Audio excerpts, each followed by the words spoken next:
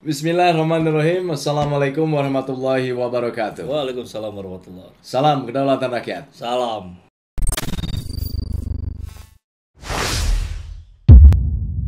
Sahabat, Ketua PSI Partai Solidaritas Indonesia, Binjai, dilaporkan ke polisi Waduh. dengan tuduhan pencabulan. Walah.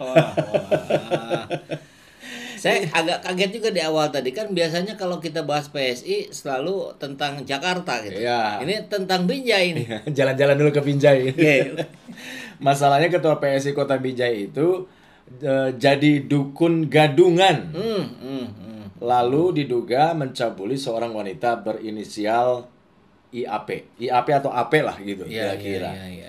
Jadi di beritanya itu diceritakan bahwa di suatu mall ya kan tertuduh ini mendekati seorang wanita, kemudian bilang, "Waduh, sepertinya kamu ini ada aura yang nggak bagus lah gitu.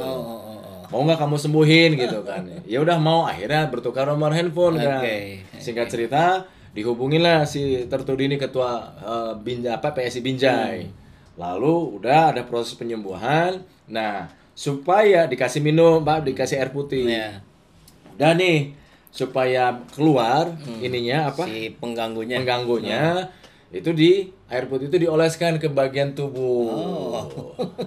Ya, selanjutnya bisa kita perkirakan seperti apalah gitu loh. Sampai terakhir kalau mau sembuh betul, itu mohon maaf harus berhubungan badan. Waduh.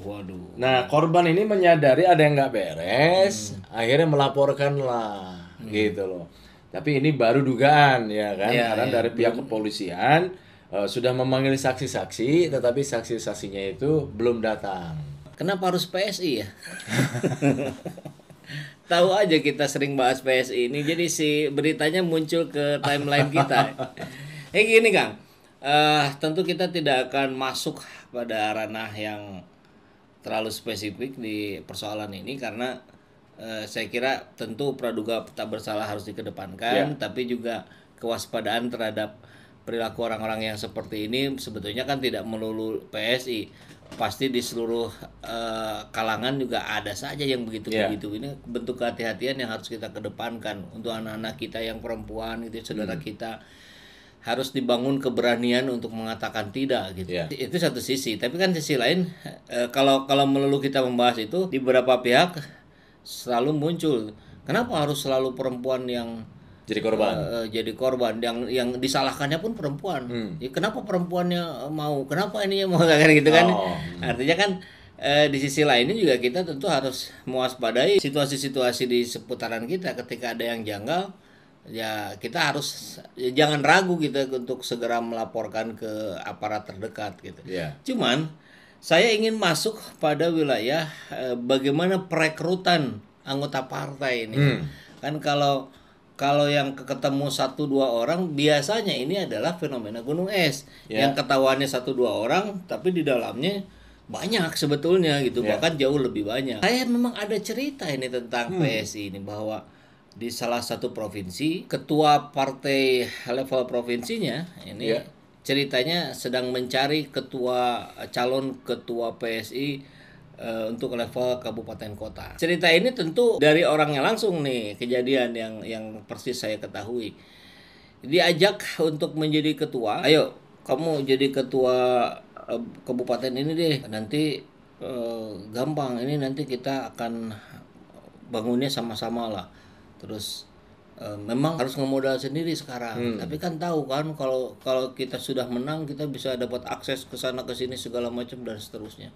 Nah, padahal yang diajak itu bukan orang dengan background politik. Tidak ada pengalaman berpartai politik sebelumnya. Atau karena partainya anak muda misalkan, tidak ada pengalaman orang itu berorganisasi sekalipun gitu. Wah, ngeri kali saya bilang. Level ketua ini kan sama ya, ketua kota Binjai. Iya, levelnya berarti sama ya, bupati kota kabupaten. Saya tidak menyoroti ke PSI-nya sebetulnya, tapi saya ingin bicara pada seluruh partai yang ada, bahkan termasuk partai-partai yang baru muncul, yang barangkali juga merasa kesulitan kadernya, tolonglah dipertimbangkan lagi. Anda mau masuk dunia partai politik ini mau ngapain gitu.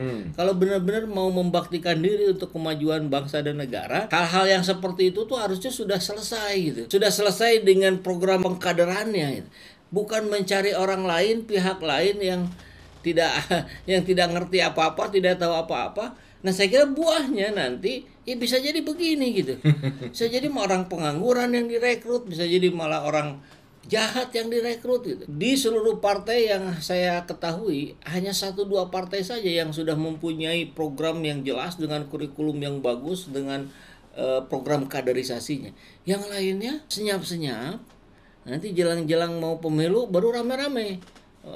Jadi ada satu orang yang diajak oleh 5-6 partai itu gitu kan, karena orangnya mempunyai pengaruh misalkan ya. Tapi ada juga yang bahkan tidak punya pengaruh sekalipun tetap diajak ke sini bahkan karena kurangnya orang. Saya ingin mengingatkan pada seluruh ketua partai politik yang ada di Indonesia bahwa hal-hal seperti ini, seperti ketua PSI Binjai terjadi ini saya kira tidak lepas dari kesalahan Anda para ketua partai yang tidak bisa memindai bagaimana kondisi keadaan yang ada di bawah sampai ranting terbawah. Iya.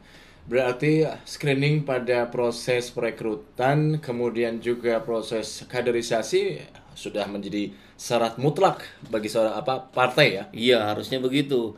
Cuman sayangnya itu nggak ada tuh. Sekarang nih banyak bertebaran di spanduk-spanduk. Ayo gabung partai kami lewat online. Daftar, udah aja terdaftar. Iya. Sesimpel itu gitu. Iya. Padahal yang diperjuangkan partai adalah aspirasi rakyat. Nggak bisa itu diperjuangkan oleh orang-orang yang sembarangan gitu. Dan ini malah jadi bumerang akhirnya. Iya, kayak begini kan kita tahu lah PSI di Jakarta sudah babak belur itu dengan strategi yang salah fatal, membuli Anies Baswedan, tapi ternyata Anies Baswedannya semakin melambung.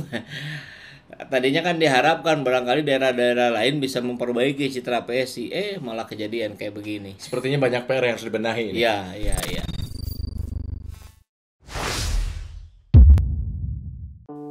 Bismillahirrahmanirrahim. Assalamualaikum warahmatullahi wabarakatuh. Sahabat semua, sudah berapa lama kita memendam kerinduan untuk berangkat ke Baitullah?